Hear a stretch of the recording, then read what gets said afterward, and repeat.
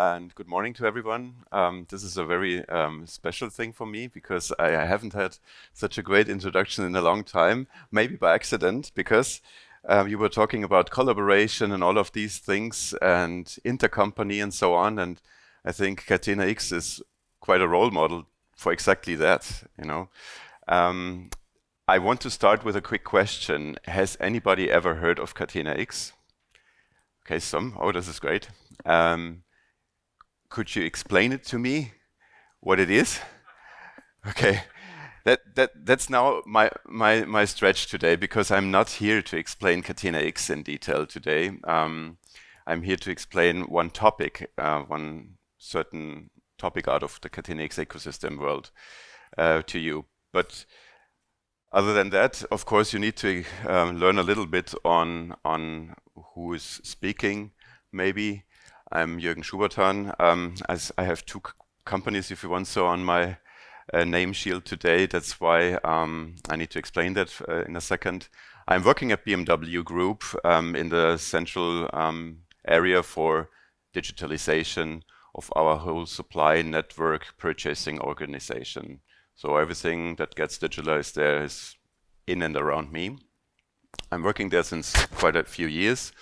And being the expert for demand and capacity management, I have also a network, because I'm in the central department. It's digitalization. It needs to come to the people that use it, of quite plenty of people, and had heard quite some stories already this day and the day before, how important networking is.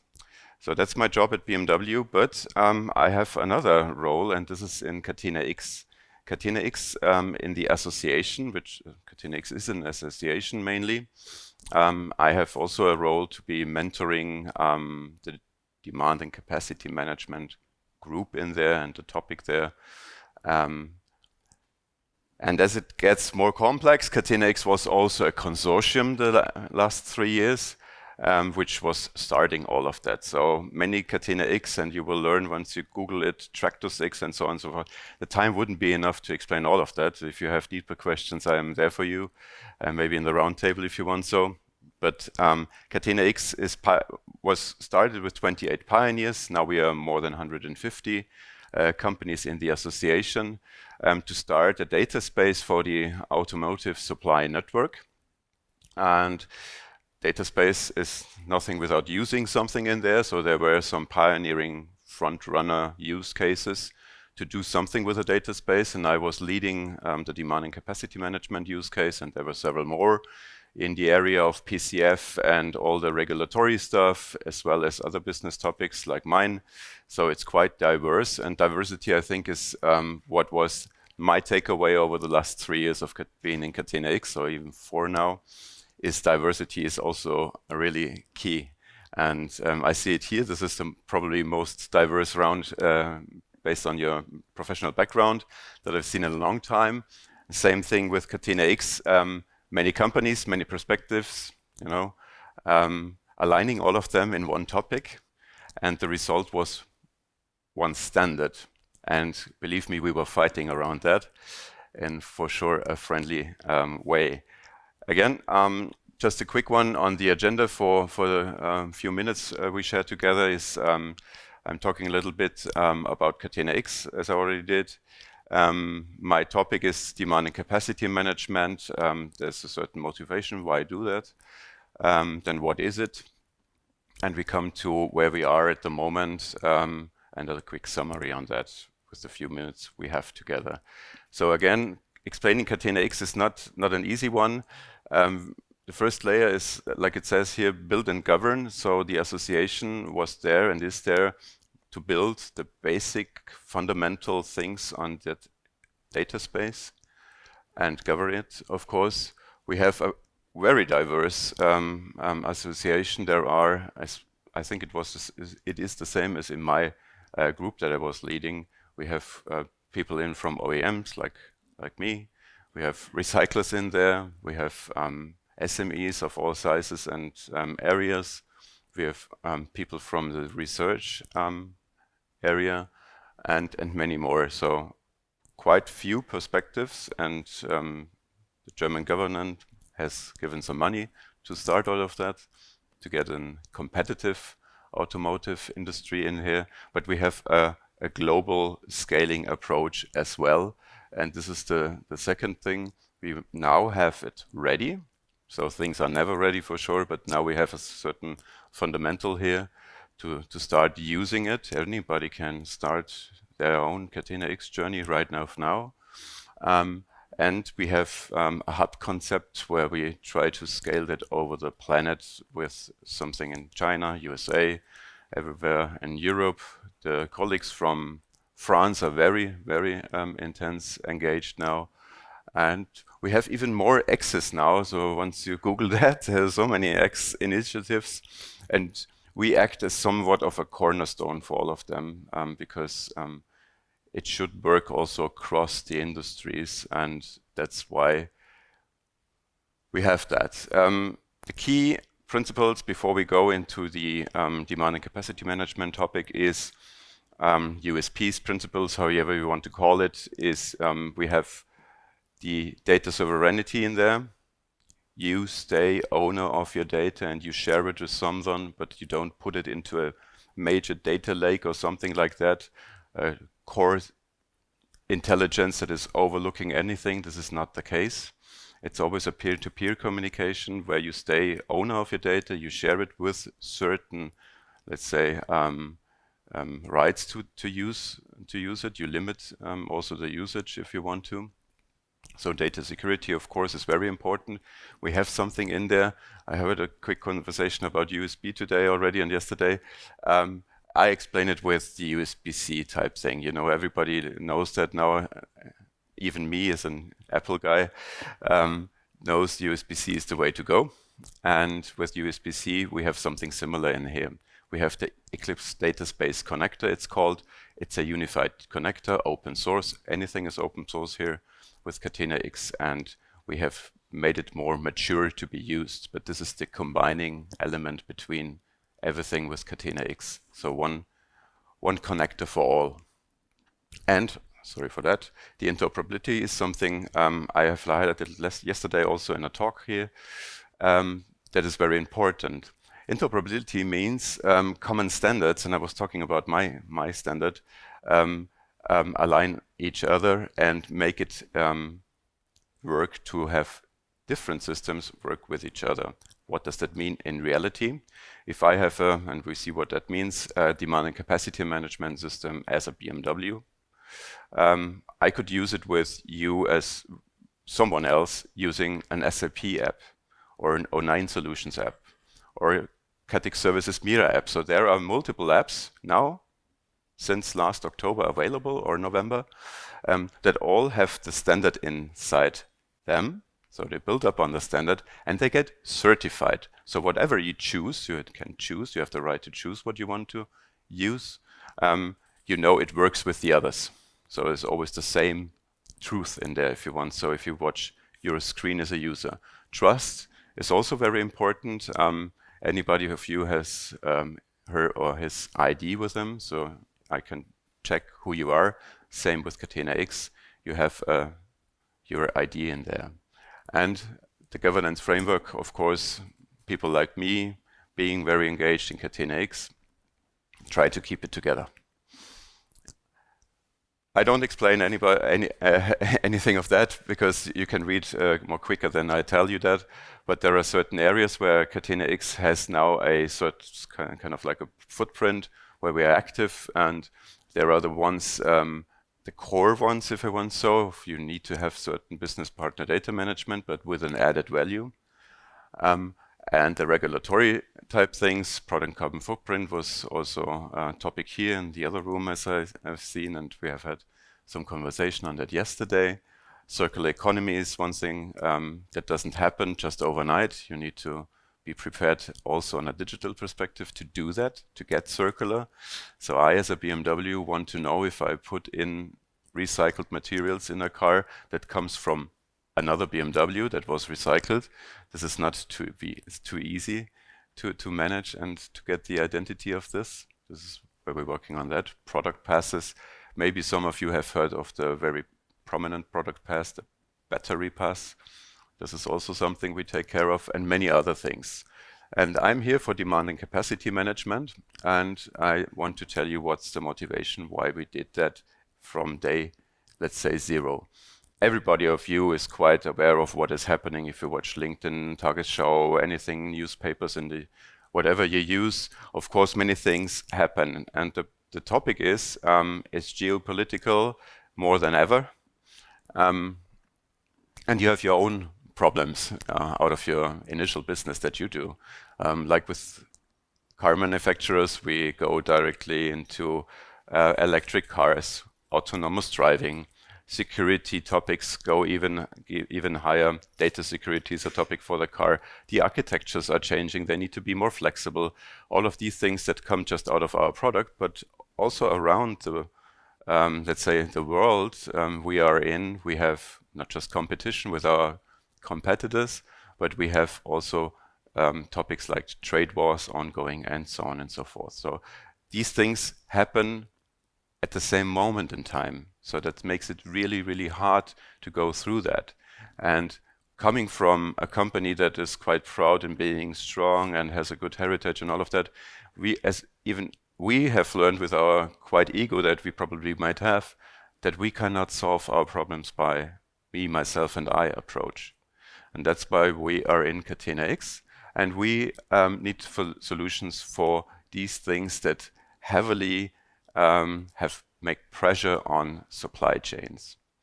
And supply chains, from our perspective, are under pressure, and that comes out as a consequence that we have demand fluctuations. So the cars that we need to produce fluctuate, but also our suppliers are seeing that we have demand fluctuations on the parts level, of course.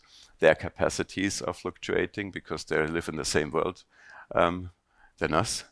And capacity bottlenecks occur then by doing so. Of course, if demand is fluctuating, capacity, you activate bottlenecks. And what makes it even more problematic is that we don't have much digitalization on that, especially at lower tier stages at smaller companies, because it's more or less, even if it's my topic, and I'm very by heart with that, it's a side topic for many. But supply bottleneck at a lower tier stage is affecting the whole network then. So it's not a BMW problem anymore. It's a problem for everybody and at least it's also not about BMW. It's about customers that want to have these cars. So world is very professionalized in the reactive mode. We look at the heroes that do the troubleshooting and the short notice that work until 11 o'clock and take the parts and take the price afterwards and so on. So prevention is not as attractive, and that's why we have focused especially on the preventive mode, because these challenges that I was highlighting come directly to the proactive type of thing. So not on the short term, but on a mid and long term, so half a year in the future, maybe a year in the future. So things change. We do make plans. Everybody makes plans. There is no company that doesn't make plans, because otherwise they wouldn't exist. You need to go to your bank, get some money, you need to hire staff and all of that. So there is many reasons to make a plan. And it's very important to be transparent with your plan to your suppliers in that case, and tell the suppliers what you need. And the other way around, suppliers make plans. They want to go on holiday and all of these things that can be foreseen, especially those things. They want to ramp up machinery, ramp it down, whatsoever. And if you share the plans together on a very transparent approach, then you get the chance to have surplus, bottlenecks avoided, and all of these things. So what is DCM then that is now leading to that? It is not promising anything that solves all of your problems in one just click, but is promising on a very core vision. So we have created a vision that would crowd all of that slide. It's very detailed, but that vision is lasting since 3.5 years now. It wasn't need to be changed. But in the center of it is to have an as early as possible detection of a bottleneck between a customer and a supplier, and to have it in a joint approach, because I don't know what your background is in history, but I was facing many times the situation that a BMW guy was presenting a bottleneck situation after he learned about that quite too late. With his Excel, and afterwards they put the Excels into PowerPoints and it was checked by the boss and so on, and the suppliers did the same. Both did it not with a bad purpose or something like that, but they didn't meet the numbers. And after quite 15 minutes waiting for everybody to come in a meeting and 30 minutes more to fight about the right numbers, they postponed the meeting to the next one, and then probably it would work better. So we're losing time solving the problems and heating up the energy between the partners. So what it is about for sure demand and capacity to get that matched together. It sounds quite simple. To tell you the truth, it isn't. And after the matching and comparison, you get the result and know, do I have a problem or don't I have a problem anyhow? And you get the time and energy to solve these problems, if there are some, in terms of bottlenecks as early on. So it is for mid and long term, as I've said, and it is to get you in a proactive mode a little bit. Yeah. And what I see, or what I've written down, is the passing through of the rest problems. It is, if you recognize a problem 2 weeks before you want to produce a part, you are in trouble. And for sure, you will solve it somehow with the late night workers and all of that. But the rest problem is given then to your customer, and so on and so forth. And the accumulating rest problems make it hard for us to produce cars in time for the customers that want to get their car in time, or not just in time in the specification. Everybody learned with Corona and all of the semiconductor crises that there were limitations in how the cars looked like and what functionality was in there. And this is the moment that needs to be avoided. How does that look?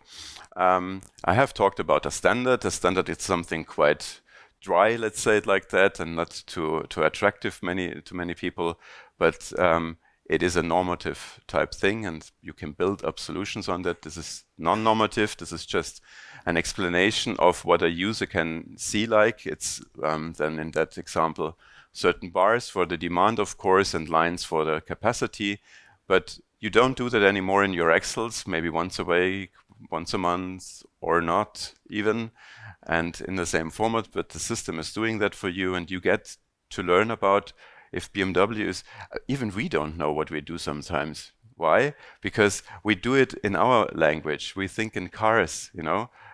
Customers think in cars, we think in cars, but the suppliers think in parts.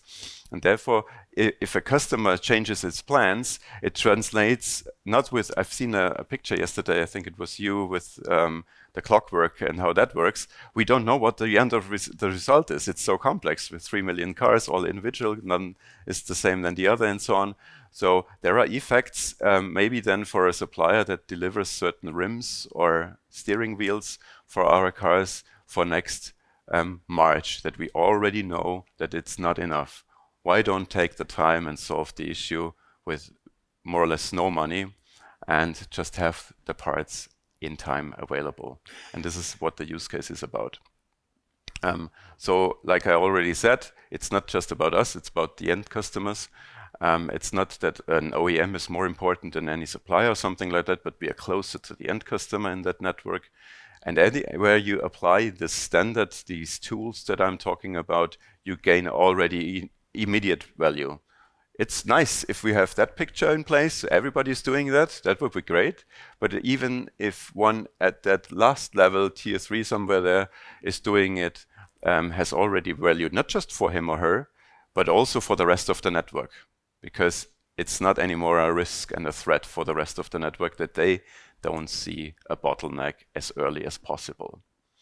So where we are, what's the status quo of this? We have, first thing, what we change. We have today, like I said, more or less quite an Excel-intensive world. Let's tell it like that. Hopefully they don't shut down Excel soon. we would all have our problems, I think.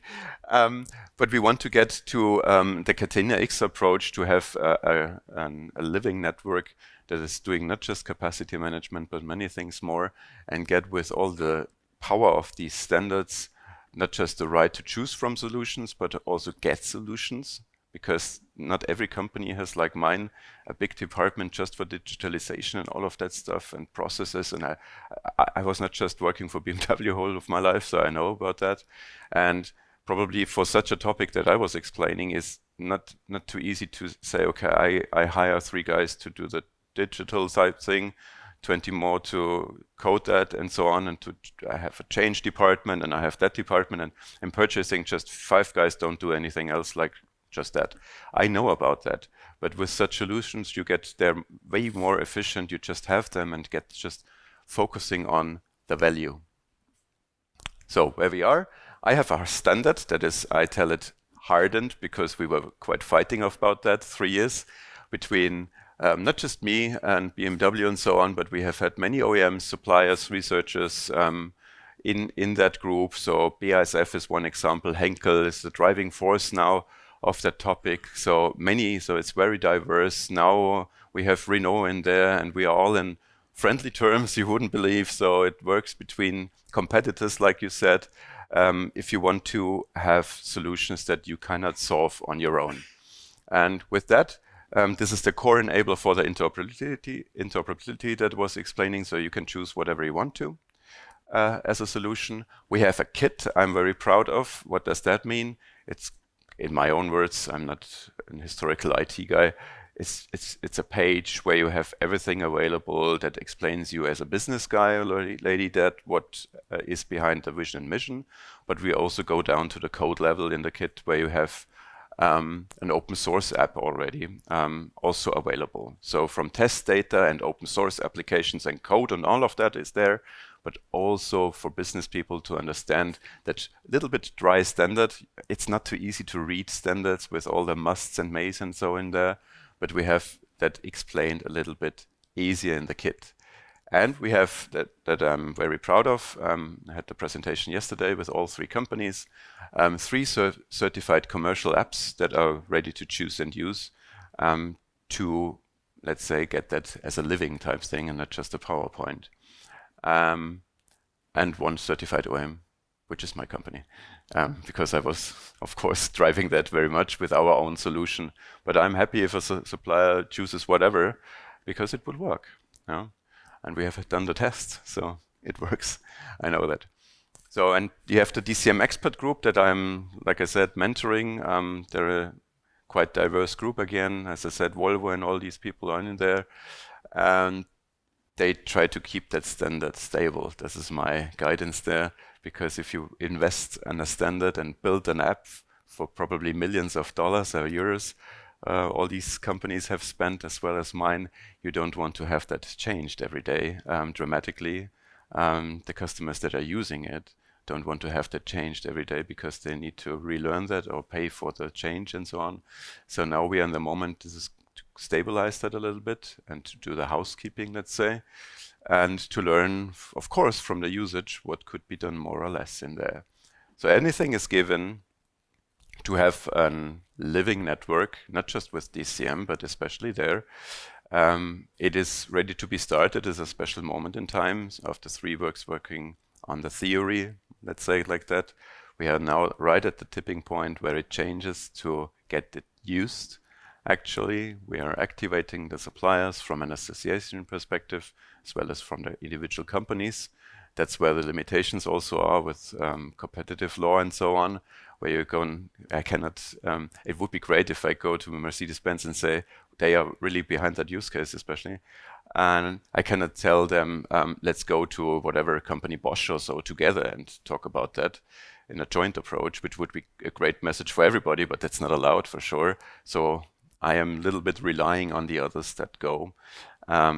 I know, and this is the good thing, public statements, then we don't have such problems. There are public statements from many OEMs to go not just for Catena, but especially also for that use case. And it is our perspective on one kind of perspective of us on the supply chain and to avoid risks that result of activated bottlenecks. I talk about activated bottlenecks because more or less anything is limited. Somehow, probably you don't run into the limitation, but if you activate a bottleneck, you are in trouble if you don't see it as early as possible. And that's the focus of same, and this is in alignment, all the OEMs and suppliers and so on capacity management, where we've done quite, let's say, a cornerstone now for the rest. Cornerstone, this week I had a workshop with Aerospace X. So all these people are also working on capacity management, and they want to reuse anything that we have quite where we're fighting about. They don't want to fight the old fights and have that in hand. Then okay. The takeaway from today's presentation should be that it's an urgent need to get the world in that proactive mode, to have proactive bottleneck detection. It's very important to understand what's the core vision behind all of that. What is the core vision? It is fulfilling customer wishes. In any perspective, you could imagine a customer in the supply network, but also the end customers, to stay flexible there and reduce all that troubleshooting type thing that you could avoid. There is still plenty work to be done in the short notice when machines break and all of that. Concentrate on that, but get that away that could have been foreseen. If you want to learn more on Catena-X, you could of course get in contact with the association, with me afterwards, whatever. If you want to learn more about what I was telling with capacity management, you go into the kit and see there is not just IT speech in there, vision, mission, explaining the business logic a little bit more detailed than I did today. The extra functionalities that I was not mentioning today that are in there, not just to have bars, but also some logic in there. Data models, test data, everything is there to start your own journey on that. Happy to have been here as a stand-in for my other colleague. So the lead of Audi, Frank Göller, was asking me to jump in because he would need to go, I think, to China or somewhere else. And I was happy to do that because I'm passionate about the topic. And hopefully you took something away from you. For that.